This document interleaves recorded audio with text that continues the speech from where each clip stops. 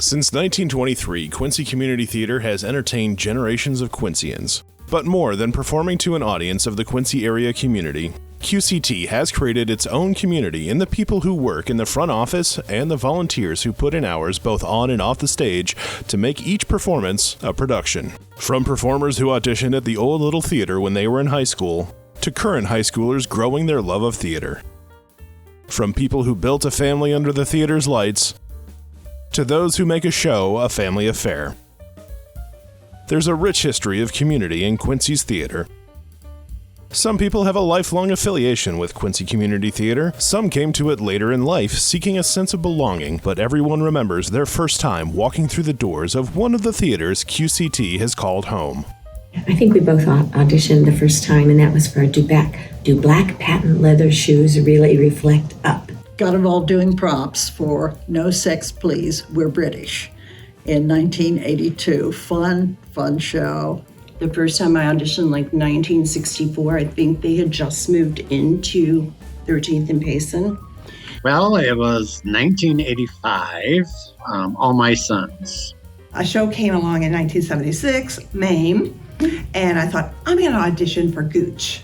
A student theater production, Tales of Fourth Grade Nothing, that my mom had been a huge fan of the book. I got a job here. Prior to working here, my oldest daughter was involved. She had taken classes, done basic training. A friend of mine talked me into coming in to do it. Mm-hmm. Yeah. It was, they were gonna do Pippin. Mm-hmm. That's the first musical I did. So I started taking QCT classes in maybe preschool or kindergarten. Well, I moved to Quincy and I didn't know anybody. I didn't have any friends here. I didn't have any family here. So I was trying to find things to do and get involved. I started back when we did Peter Pan the first time in the new theater here. You. And actually, Thalia was the first. Mm-hmm. You want to tell? I did a theater class with Brandon way back. Not way back. The history of Quincy Community Theatre, both little and big, has seen the exciting highs of opening new permanent facilities in 1964 and 1995 to the devastating lows of closing its doors twice in 100 years for World War II and the COVID-19 pandemic. Well, I went to the shows when I was little at the Art Barn, which is what we called it then, the Art Center. So I saw a lot of shows outside there, and I knew some of the people that came to do shows there. People had such a passion about the theater that they would do them on the lawn of the Arts Center or wherever they could find a space, So I imagine at the time, having a little hall like 13th and Payson was like, wow, we have our own space, and they made it work. I mean, I think that's the passion of theater, the creativity of taking what you've got and making, a silk purse set of a sow's ear, sort of. I remember working crew on shows at the little theater, and there, you were dressing people in stairwells, and it was so small, and I don't think it mattered to the audience. I think they still enjoyed the show. Well, we were dealing with a board that was primarily theater people, so we had certain things we wanted. Quite frankly, my major concern was legroom. So I've been in so many theaters where and me being tall, your knees are up to your chest. So we had a lot of input because these were theater people who were on the board. So we had discussions about, the amount of seats, the rake of the seats, the pitch, how far they would be away from each other. I was part of that. I remember when it opened, I was a really good friend of Barbara Rouse. And oh my gosh, the work that woman did to get that theater open. But yeah, I remember walking in on it the first time. And, the theater itself is beautiful. I think we have such a nice theater. But the stage is perfect. It's perfect size. But I couldn't believe we had all that lighting, and then the sound is great in there. And to move there was just awe-inspiring. Yeah. And 2 days later, it was home again. We started all over again, just like nothing ever happened. We were just in the largest. We were in rehearsals for Memories. at the old theater and moved the rehearsals to the new theater. And shortly after we moved into the new theater, we opened Memories. Well, we continue to be hoarders. We still have that styrofoam cactus that we moved here in July of 1995, sitting up in the balcony of the scene shop. I was in my role for, I think, less than 9 months when I spent the first weekend away that my husband and I had in over a year closing down the theater. And so, oh gosh, it's still so fresh, which is so weird because it's been how many years now? It was hard. It was hard to say goodbye to our volunteers. For the time, it was hard to say goodbye to staff. Our staff couldn't even be together, and we had become such a close-knit group of people. So certainly, the beginning of my time here, being hit with all of the many challenges that COVID presented, was an experience. But on the flip side of that, there were so many beautiful moments to come out of that. The way that we saw our volunteers still managing to connect and communicate through our virtual productions, when we were able to have people come back and be on stage, volunteers who were willing to do whatever it took to continue to support the theater, to come back, trust us, and trust that we were doing what we felt was best for the theater, for the community. Memories of past shows, time spent in the various venues, and friendships made backstage are the core of the Quincy Community Theatre experience.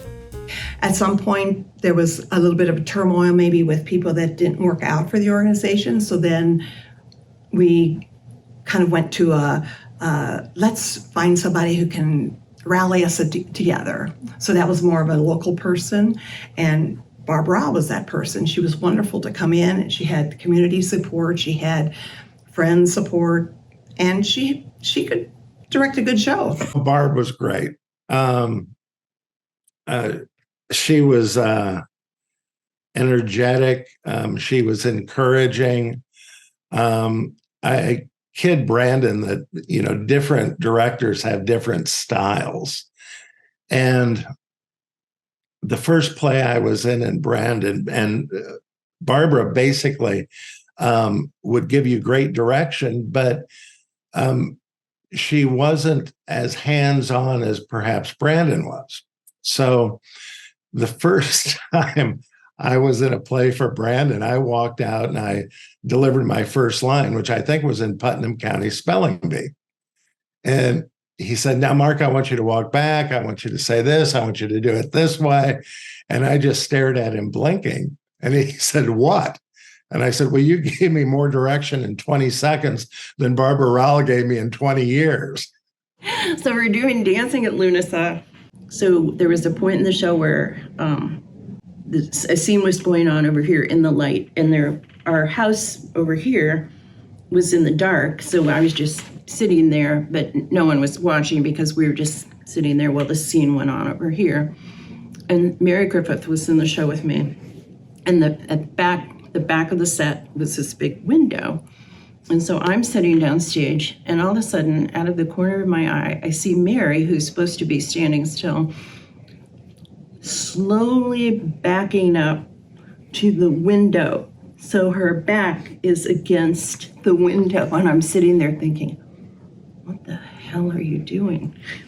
I was standing there with Barbara Rowell in the back of the house, and I leaned over to Barbara and I said, "How come her skirt's getting longer, Mary's skirt?" She was, "I don't know." And it just kept getting longer. And I just immediately thought, Mary does not realize this at all. Not at all. So I ran down to the costume shop, grabbed some huge safety pins, and I went downstairs, went backstage, got behind a window, and just very quietly went, "Mary, Mary, come towards the window." And she finally did realize that there was something wrong, and she looked down.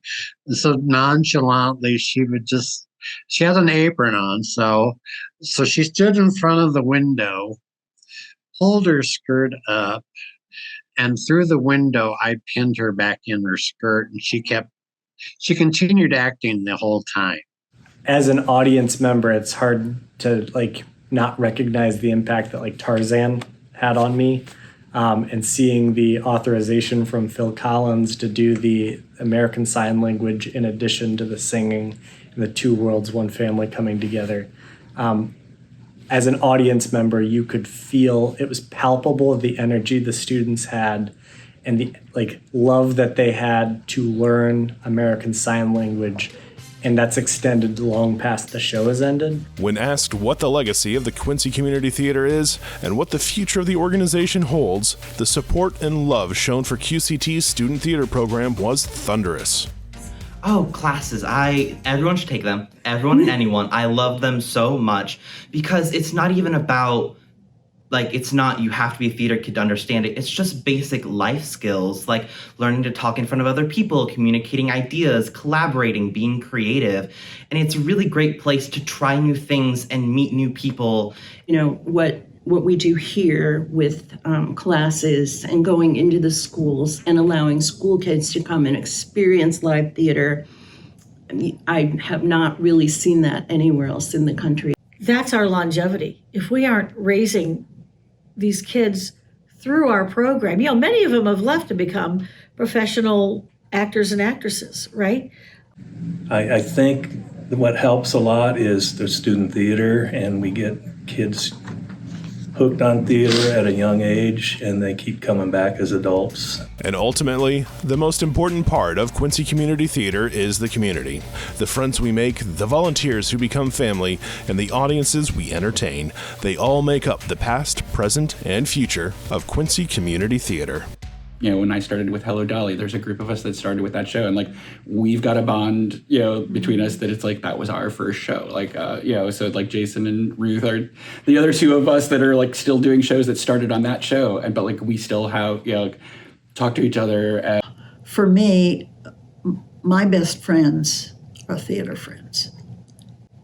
Because if you're at all involved in any way, you keep coming back.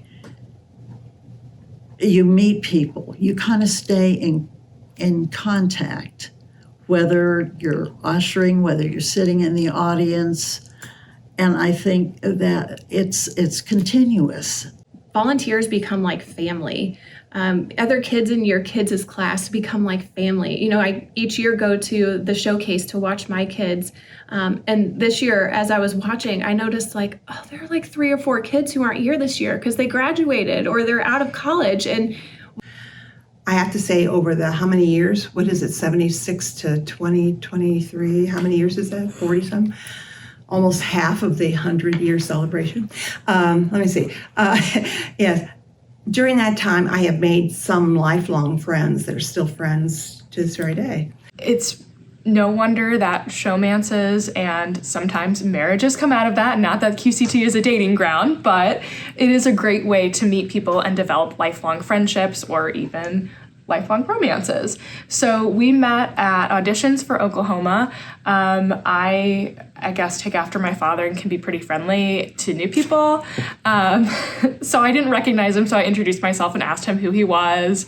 And then at callbacks, we sat by each other and kept talking, and I guess the rest is history. You know, after the Fantastics, that's how I met my husband, Chris. He had been in our town, and we went to Quilta's together, and the rest is history. And like a lot of other theater romances, you know, what a wonderful opportunity to meet, you know, your future spouse. And I mean, you know, Barbara and Cheryl, my 2 best friends in the whole world, my relationships from the theater, and so many other close friends, which I'm thankful for. It's always been like a community I can come to if I don't have anywhere else to go. Very cliche, but it is very much a home. It is a place you can go to when you don't feel safe in other places, and especially having that at such a young and formative age. And it was just incredibly life-changing because all of a sudden I had this whole new world to explore and people there who welcomed me into it and loved me through it. Friends, theater is the friends you've made along the way. Thank you, Quincy Community, for your continued support of Quincy Community Theatre. We look forward to seeing you on stage, backstage, or in the audience.